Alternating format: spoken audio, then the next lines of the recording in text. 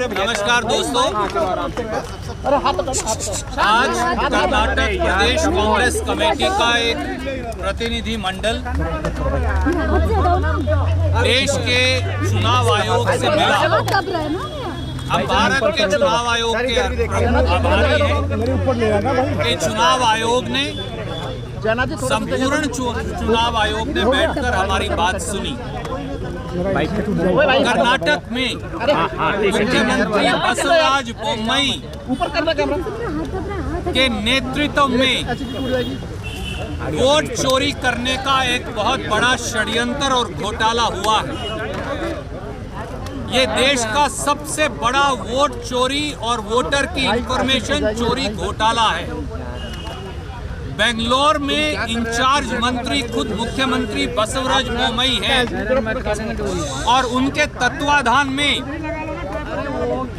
जिस प्रकार से एक प्राइवेट एजेंसी चिलुमे के माध्यम से 8 से 10 हजार कर्मचारी हायर करके एक वोटर का वोटर डेटा चोरी करके एक प्राइवेट ऐप पर लगा दिया गया, जिस प्रकार से प्राइवेट कर्मचारियों को फर्जी बीएलओ के कार्ड बनाकर दे दिए गए, जिस प्रकार से बेंगलोर और कर्नाटक के वोटरों को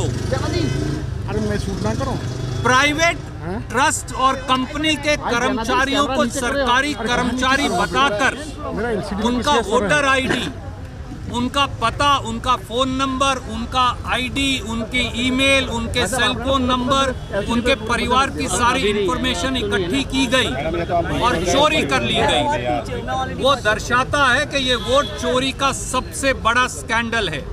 और यही नहीं, जिस प्रकार से कर्नाटक में आनन फानन में रातों रात 27 लाख वोट जोड़ दी गई और 11 लाख वोट काट दी गई, ये अपने आप में एक बहुत बड़ा घोटाला है। चुनाव आयोग ने इन सारी शिकायतों का, और इन सब के लिए बसवराज बोम्मई जिम्मेवार है, इन सारी शिकायतों का संज्ञान लिया और प्रदेश कांग्रेस के अध्यक्ष डीके शिवकुमार जी को, कैंपेन कमेटी के चेयरपर्सन एमबी पाटिल जी को और हम सबको यह आश्वासन दिया कि वो कर्नाटक की वोटर लिस्ट का दोबारा सारी वोटर लिस्ट की जांच करेंगे और घोटाले में जो भी शामिल पाया गया उसके खिलाफ कड़ी कानूनी और आपराधिक कार्रवाई करेंगे। चुनाव आयोग ने एक डिप्टी इलेक्शन कमिश्नर को विशेष तौर से कर्नाटक भेज दिया है, जो इस पूरे मामले की जांच करेगा। चुनाव आयोग ने इस सारे हालात का संज्ञान लेते हुए एक एफआईआर भी दर्ज करवा दी है, जिसमें आपराधिक कार्रवाई की जाएगी। हमें ये विश्वास है कि जो वोटर लिस्ट फ्रॉड हुई है, जो वोट चोरी का, कर्नाटक के लोगों की वोट चोरी का धंधा किया गया है, कर्नाटक के वोटरों की इंफॉर्मेशन चोरी करने का कानून के विरुद्ध जो काम किया गया है, षड्यंत्र किया गया है, बसवराज बोम्मई के नेतृत्व और तत्वाधान में उन मुख्यमंत्री को, कर्नाटक के बीजेपी के नेताओं और अधिकारियों को इसकी कड़ी से कड़ी सजा मिलेगी। हमें ये विश्वास है चुनाव आयोग ऐसा कर पाएगा। To put it very briefly in English and then my friend will tell you in Kannada. A delegation of Karnataka Pradesh Congress Committee today met the Chief Election Commissioner and his companion election commissioners. We are grateful to the Chief Election Commissioner and his colleagues for giving us a patient hearing. A vote theft fraud has happened in Karnataka under the aegis of Chief Minister Basavaraj Bommai, who is in charge Minister for Bengaluru. A private company associated and affiliated to BJP and its leaders, Chilume Trust and Chilume Enterprises, have stolen voters' data, have collected voters' data by impersonating as government officers. They have got fake cards printed.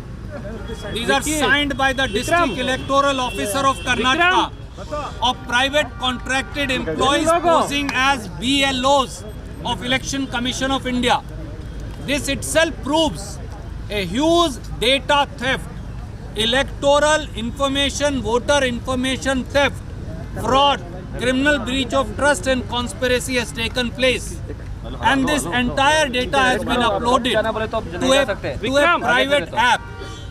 Not only this, in Karnataka, in the recently voter list, 27 lakh votes have been deleted and 11 lakh votes have been added. We showed to Election Commission as to how constituencies have been targeted in order to add and subtract so many votes of scheduled caste, of scheduled tribes, of poor or backward classes, of minorities, in order to affect the election outcome. Election Commission of India has heard us patiently for an hour, taken note and told us that Election Commission of India has already lodged an FIR.